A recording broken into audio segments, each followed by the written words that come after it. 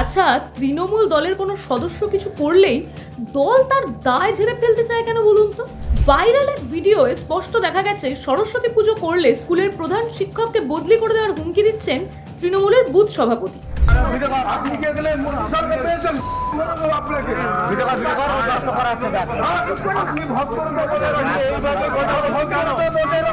কোনো বুথের সভাপতির কাছে কি এখন এরকম ক্ষমতা থাকছে যে তিনি চাইলেই একজনের বদলি হবে?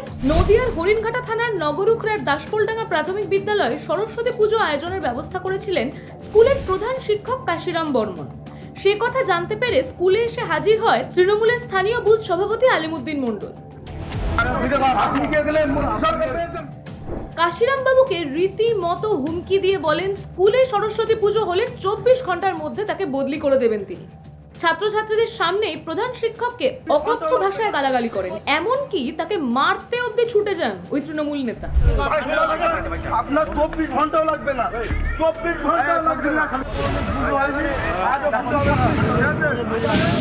এখন বিষয় হচ্ছে, 1, স্কুলে সরস্বতী পুজো হবে না কেন?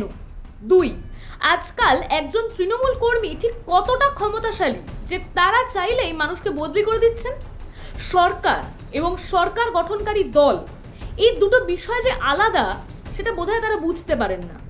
যাকে আপাতত তৃণমূলের বক্তব্য যে এই হম্বিতম্বি আলিমুদ্দিন সিপিআইএম সমর্থক। এই দায় ঝেড়ে ফেলায় না তৃণমূলের সত্যিই কোনো জুড়ি নেই।